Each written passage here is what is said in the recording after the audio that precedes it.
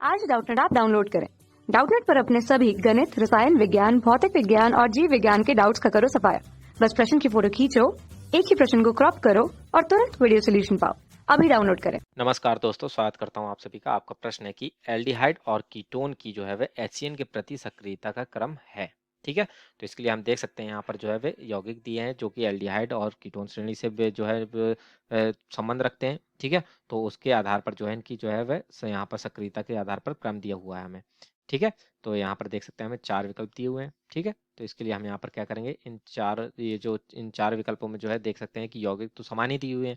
ठीक है, तो इन यौगिकों के आधार पर जो है वह हम अपनी जो है अब स्पष्ट करेंगे कि इनकी जो है वह संरचना सक्रियता का जो है वह क्रम क्या होगा जो कि HCN के साथ अभिक्रिया करने का है।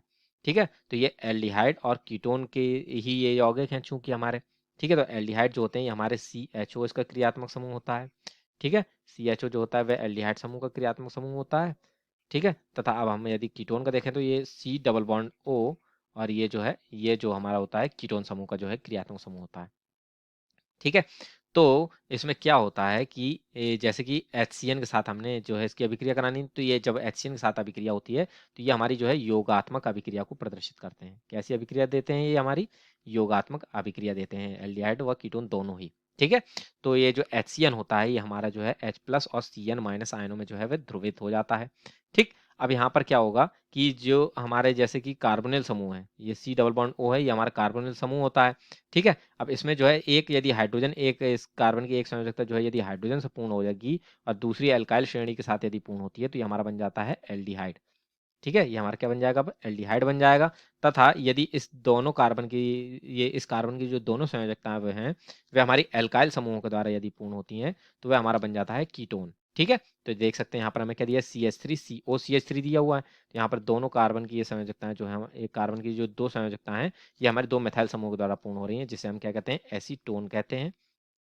ठीक है, और यहाँ पर देख सकते हैं ये HCHO दिया है और यहाँ पर जो है एक दिया है CH3CHO। ठीक है, तो यहाँ पर इसकी एक संयोजकता जो है मेथाइल समूह के द्वारा पूर्ण हुई और ये दूसरा जो यौगिक है, ठीक है, उसमें जो है इसकी एक संयोजकता जो कार्बन बची है वो हाइड्रोजन से ही पूर्ण हो रही है। ठीक है, तो ये जो एल्डिहाइड है इसे हम कहते हैं एसिटल्डिहाइड।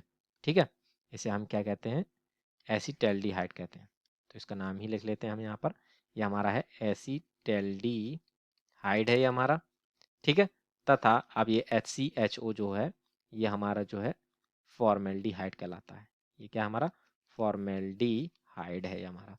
ठीक है ना, तो इस प्रकार से तो देख सकते हैं कि यदि ये जैसे कि देख सकते हैं H+ CN- आयन जो है ये हमारा आयनों में विभक्त हुआ। तो अब यहाँ पर जो है ये जो CO है, ठीक है, यानी जो कार्बोनिल समूह है ये भी अब हमारा ध्रुवित होगा। ठीक है, तो इसमें जितना ज्यादा यहाँ से जो है वह इसके प्रतिकर्षण लगेगा इस कार्बन परमाणु पर, उतना ही घनत्व जो है यहाँ पर जो है वह कार्बन की ओर जाएगा, जिसके कारण से ये जो है इस पर जो है वह आवेश जो है वह कम होता चला जाएगा। क्यों? क्योंकि देख सकते हैं कि कार्बन ऑक्सीजन के मध्य द्विबंध है, तो ऑक्सीजन की विद्युत ऋणात्मकता अधिक होती है, तो जो है द्विबंध को अपनी ओर आकर्षित कर लेता है, यानी इलेक्ट्रॉन घनत्व को अपनी ओर आकर्षित कर लेता है, जिसके कारण ऑक्सीजन पर ऋणावेश आएगा और कार्बन पर धनावेश आ गया। ऐसे ही सभी में हो जाता है, यहाँ पर अभी हमारा होगा, ये यहाँ पर भी होगा।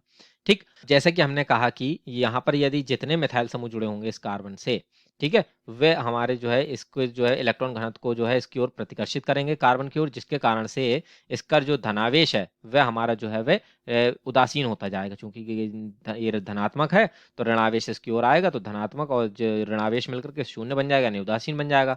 ठीक है, यानी कि मेथाइल समूहों की जितनी यहाँ पर देख सकते हैं अधिकता होगी, ठीक है, यानी वहां पर जो है वे धनावेश की जो है कमी होती चली जाएगी, यानी कि ये जो है हमारी जो है अभिक्रियाशीलता को भी कम कर देगा। क्योंकि अब ये यहाँ पर ये उदासीन हो गया, तो यहाँ पर ये जो है अब ये CN- आयन जाकर के यहाँ पर जुड़ ही नहीं पाएगा।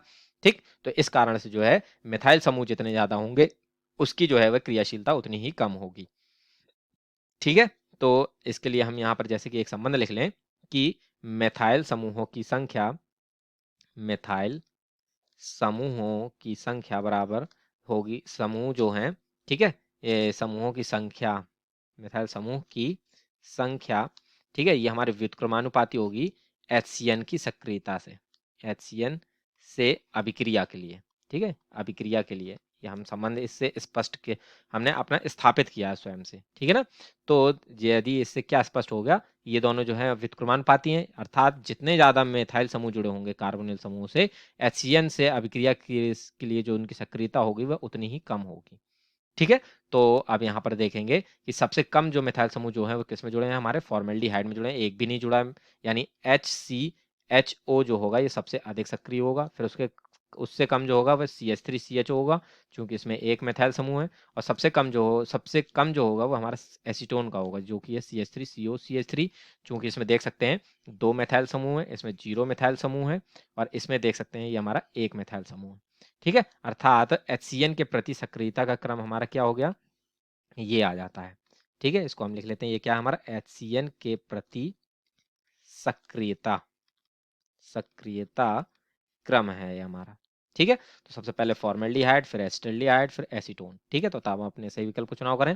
तो जैसे कि देखेंगे विकल्प नंबर 4 है उसी में ही केवल हमें दिया है यहाँ पर कि फॉर्मेल्डिहाइड सबसे ज्यादा, फिर उसके बाद एसिटाल्डिहाइड, फिर उससे कम जो है एसीटोन, ठीक है। अर्थात जो विकल्प नंबर 4 होगा यही हमारे प्रश्न का सही उत्तर होगा, ठीक है। क्योंकि बाकी सब में देखेंगे तो उसमें तो हमारा क्रम ये दिया ही नहीं है, हमारे जो है विभिन्न विभिन्न क्रम दिए हुए हैं, ठीक है। अर्थात पहला विकल्प भी गलत, दूसरा भी गलत, तीसरा भी गलत, केवल चौथा विकल्प जो है वही हमारे प्रश्न का सही उत्तर होगा, ठीक है। तो तय हमारे प्रश्न का उत्तर पूर्ण होता है। आशा करता हूँ आप सभी को उत्तर समझ में आया होगा। धन्यवाद।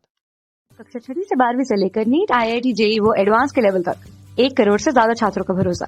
आज ही डाउनलोड करें डाउटनेट ऐप या व्हाट्सएप करें अपने सारे डाउट्स 8400 400 400 पर।